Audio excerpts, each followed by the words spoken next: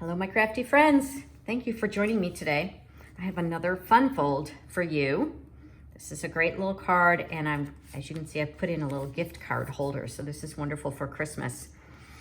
This card is featuring the Shining Christmas specialty paper. However, unfortunately, it is no longer available. This was one of our online exclusive papers that was released, I think in October, early October, and it sold out pretty quickly. But this, certainly you could use this layout with any paper for any event. You don't even have to do it for as a gift card holder, but I am going to go ahead and show you how to turn it into a gift card holder. And this idea is something you could do really for almost any card. My name is Linda Edwards, and I am an independent Stampin' Up! Demonstrator with Crafty Heron Designs. So let's go ahead and get started. This is my contact information. So I'm going to set this aside. Now, some of you may be joining me because you purchased the card kit for my latest class. I do hold classes in person in the Crafty Heron, no longer in the Crafty Heron studio, but in Greensboro, Georgia. And so you may have received a kit, but I'm going to go through all the dimensions in case you would like to make this card on your own. So the card base is just a quarter sheet of cardstock, and so it is 4.5 by 5.5. So just one rectangle shape. And then this one here is layer. The cardstock layer is 9 3/4 by 4 1/4. So 9 3/4 by 4 1/4. So it's half a sheet, a little less than half a sheet of cardstock. And it is scored at 3 1/4 and 6.5. So set that aside. Then this is the first layer. This is just your standard layer. So it's 5 1/4 by 4 by 4 by 5 1/4. And then we've got a couple of other layers here, and these are all 3 by 4. So 3 by 4, 2 here, 1 for the inside, and then this is a designer series paper. And then I have a couple of scraps, and then this piece is what we're going to use to make our gift card holder, and it is just 1.5 by 4 inches. And then of course an envelope. So there's very little stamping with this stamp set, or with this card. So let's go ahead and start with that. So actually the first part I have actually already done. This is wishing you a festive Christmas. And the stamps that I used are from the Trucking Along stamp set. Really cute one. This is another online exclusive. It's kind of gone in and out of stock. It is currently in stock, as is the punch. There's a truck punch that cuts out this truck with some accents, the fenders, the wheels. It's really been a fun set, and it's certainly not only for Christmas. You've got some Christmas stuff, the Christmas trees, but we're going to use these packages, and it's also got these palm trees and some flowers. So it's really a fun set, but we're going to use the wishing you a festive Christmas and the tree, the gift outline. So I'm going to start with tuxedo black, because I am going to be doing a little coloring, and this is that outline. It is a photopolymer stamp. This base here is actually has quite a bit of cushion to it. If I didn't have cushion, I would bring in my Stampin' Pierce mat to get a nice crisp image.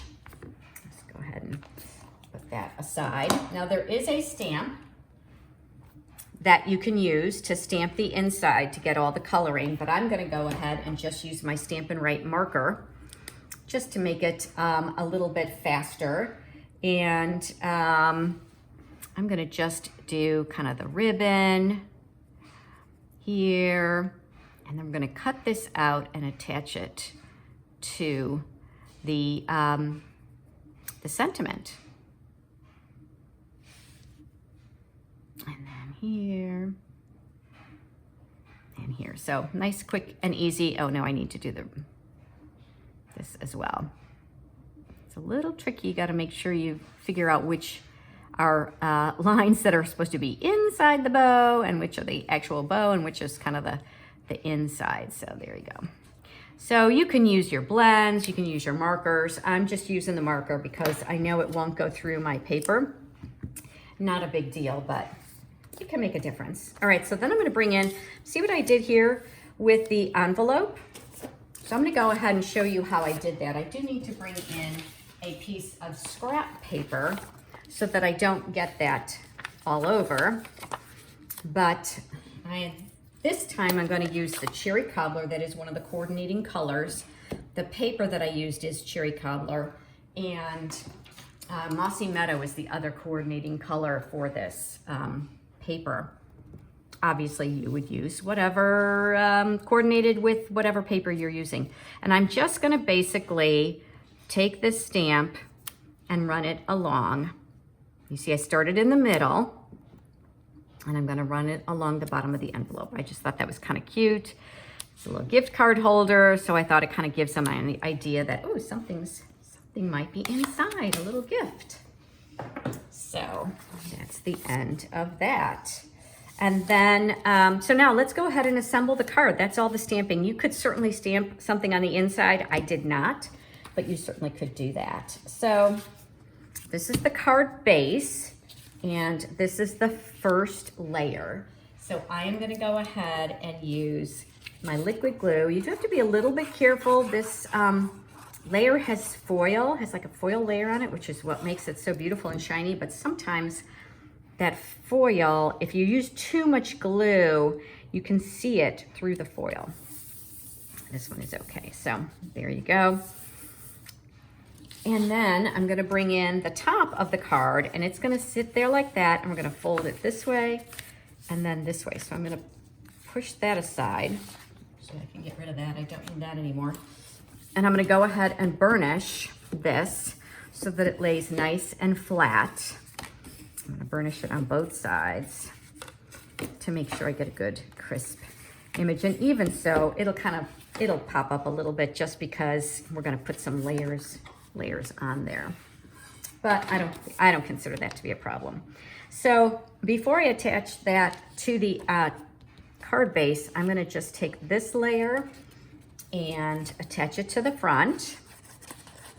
And then if you want to put a greeting on the inside, I would suggest you go ahead and stamp that before attaching this to the inside. And the reason for that is if you make a mistake, you've got the other side of paper. You can just turn it over and put it on. So I usually like to stamp it before I attach a greeting. But in this case, I am not gonna put a greeting in.